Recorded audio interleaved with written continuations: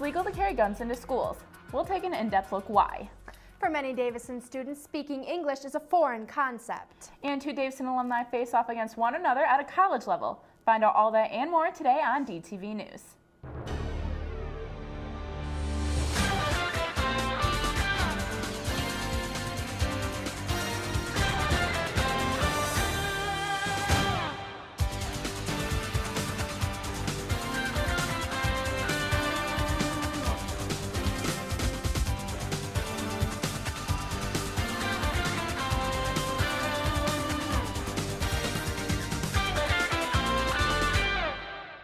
With all the school shootings lately, it might come as a surprise that guns can legally be carried in Michigan schools.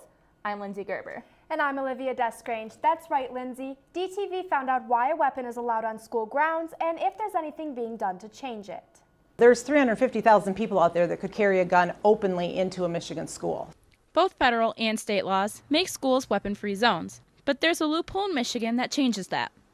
Michigan law allows residents to carry a concealed weapon, which means they may carry it with it hidden. However, the law also states that individuals can open carry. One of the exceptions is an individual who is licensed under state law to carry a pistol. Because they're licensed to carry it concealed gives them the right to carry it into a school. Those handgun owners who have a valid CPL license are allowed to carry a weapon in public as long as it's concealed. But Michigan law also prohibits concealed weapons in all schools. And this is where the loophole falls. So that kind of in a roundabout way gets you to what you're left with, which is an individual who is licensed under the CPL law can openly carry in a school but cannot concealed carry into a school. And that's exactly what happened in Clio on Wednesday, September 6th, when a father walked into Edgerton Elementary to pick up his daughter with a loaded gun strapped to his waist. But with all the school shootings lately, the fear of the unknown questions how safe or unsafe this makes our school. You have no clue what that parent's intentions are. It could be innocent, it could be a menace. It does seem like it's a little scary. It's just not the right thing to do, not for kids. I don't know, it doesn't make me feel very safe. Schools are required to follow the law, but are also obligated to keep staff and students safe. Oftentimes when a weapon enters a school, classes go into lockdown and it interrupts the learning process. It's scary to think of someone coming into my building and not having a way to defend my students. However, I don't think putting more guns in school is necessarily a good idea. It might solve some problems, but it would create others. I think there have to be other ways. So this leaves the question, is there anything being done to change this law? Michigan Representative Andy Shores introduced a bill back in January of 2013 that would change the loophole. So my bill would close that loophole. It says that a gun-free zone will truly be gun-free. People would not be able to have concealed weapons or openly carry, in essence, unless they're a security guard or a police officer. The bill to get rid of the loophole is currently in legislature. DTV will keep you updated if that changes. Moving on, the Davidson community is about to open yet another new landmark. The Robert Williams Nature Center will be having its grand opening on December 16th and is located west of M15 on Atherton Road in Davidson Township. The 100-acre nature center was donated by the family of Robert Williams last year and will include trails, an educational center, and a museum. It's something for people in the town to be excited about. This is just a great enhancement for the community. It's just a wonderful nature trail. It just mixes the old with the new with a museum. It's just a wonderful opportunity to spend time with your family in nature. DTV will be there for the ribbon cutting ceremony on December 16th. And now we'll send it over to Susanna Oganasova in the newsroom, who looks closer at certain students that many may not know about. Susanna? Thank you, Olivia. With almost 6,000 students in the Davidson School District, there's bound to be a variety of cultural differences between them, including language barriers. For some students, they are learning English for the first time. While we've got a holiday coming up and we're all going to be watching football and enjoying ourselves, we're also going to be doing an awful lot of work for our U.S. history class. Going to school is hard enough, but what if you can't even understand the teacher? Over 800 students in Genesee County speak 43 different languages in their own homes. Marvin Lewis moved to the United States about 9 months ago from Iraq. There, he was a barber and even a mechanic, everything besides a student. I'm come here, I don't know read or write. Which is why he's enrolled this year as a 16-year-old freshman. Just like most students, Marvin's real struggle is homework. While he is learning United States history, he's also trying to grasp the English language. For students like Marvin, it's the school's obligation to help him through his transition. Students who don't have a primary or native language of English, we provide services to them to build their language proficiency. Depending on the student's understanding of English, it is suggested some have a translator, such as Naveen Rashmawi. It's recommended that I stay in the classroom with them and help them in the classroom, so that way they don't miss any content. Since Naveen isn't with him every hour, Davison teachers have come up with their own ways to help improve Marvin's learning ability. When we have notes, PowerPoint type things, we convert as much as possible to Arabic.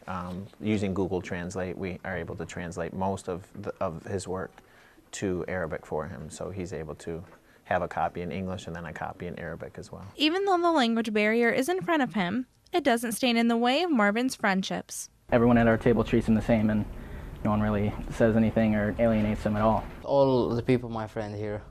Susanna Ogunasova, DTV News. Thanks, Susanna, for that report. DHS will be collecting new and used books, toys, and mittens over the next 2 weeks to give to Head Start children in the Genesee County area during the holiday season. Every donation will make a difference and be greatly appreciated. Please be sure to drop off these items to the main office. Any students that are leaving the building for an early dismissal must pick up their pass in the attendance office. You may pick up your pass in between class hours, and it will not be delivered while class is in session. Stand up for the Pledge of Allegiance and show your pride. Sign up to lead your school in the pledge during first hour. Stop by the main office and speak with Mrs. Brand if you're interested. Tutors are needed at Gates Elementary School to work with students on Tuesday afternoons. See Mrs. Horning in the Career Center if you would like to become a tutor and also earn community service credit.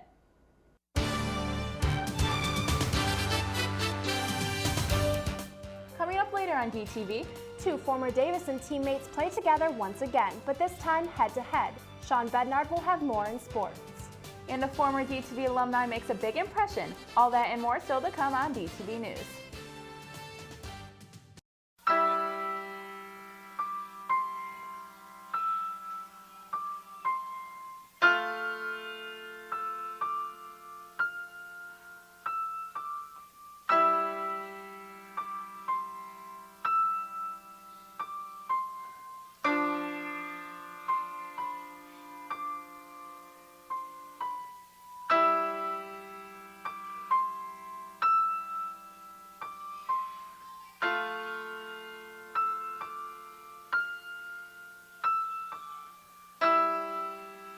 Emptiness can't feed a family. But a high school student can.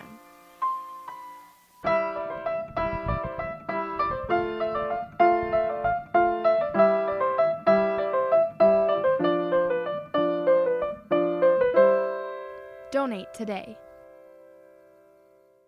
I'm Josie Mayville, and I've been a volleyball official for 30 years. Got to where I couldn't play it anymore, decided to stay involved by being an official. High school needs good officials. Stay a part of the game you love. Become an official.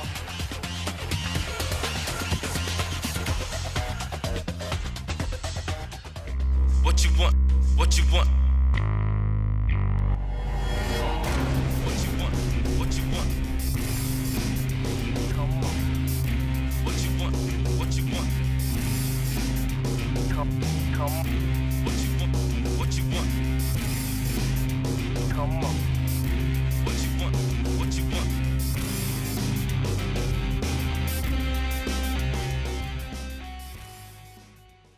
A longtime rival comes to town for playoff volleyball in Cardinal Country.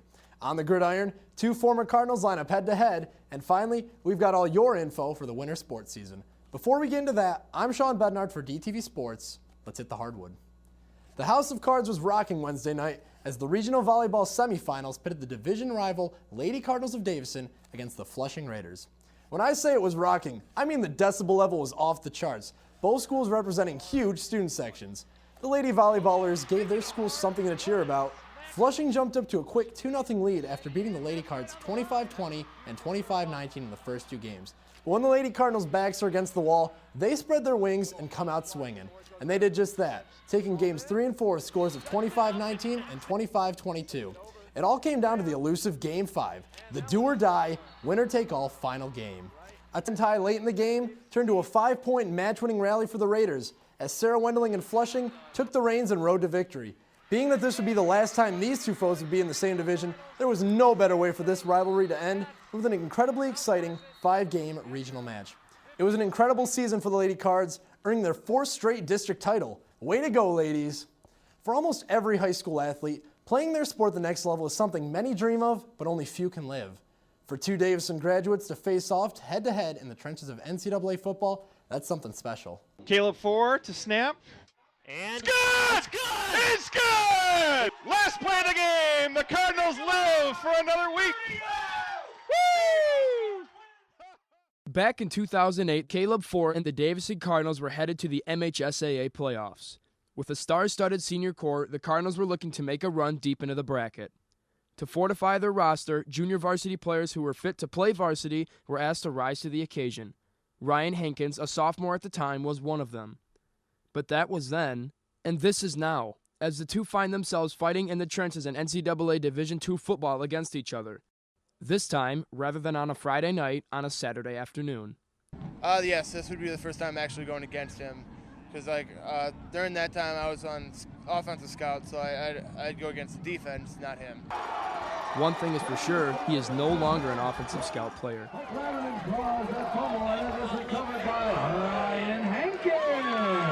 Ryan Hankins is a nose guard for the Wayne State University Warriors. After redshirting his freshman year as well, he is now in the lineup as one of the Warriors' most reliable run defenders, as well as being able to apply pressure on the quarterback when needed. Caleb 4 is a center on the offensive line for the Saginaw Valley State Cardinals. After graduating as a Davison Cardinal, 4 found his new home at Saginaw Valley, suiting up as a Cardinal yet again. After redshirting his freshman year, Caleb is now the starting snapper for the Cards. In 2011, 4 earned himself a starting spot in all 11 games after only playing in 2 games in the year before. After years of college football, 4 still remembers all too well playing with Ryan in high school. Oh man, Ryan, he's a great player. When I was a senior, he was a sophomore, and he played left tackle for us, and he was a great player. We had, he was the guy who had to step up, and he did a tremendous job the whole year. And then his junior and senior year, I heard he did really well too. So as a senior, that's what you hope for, is for young guys to step up, and he definitely did. And it was fun going against him. He's got a lot of room to grow, which is exciting.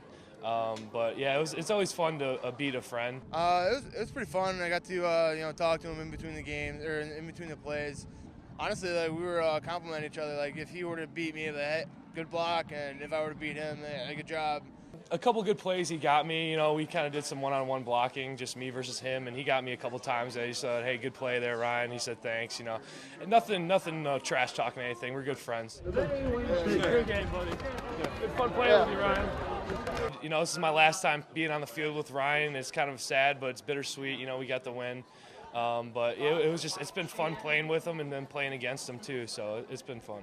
With the talent and experience from the 2 linemen come long roots of fundamentals and learning the game at Davison High School. I'll tell you what, if I didn't have the coaches and the teachers that I had at Davison, I wouldn't be here and playing college football.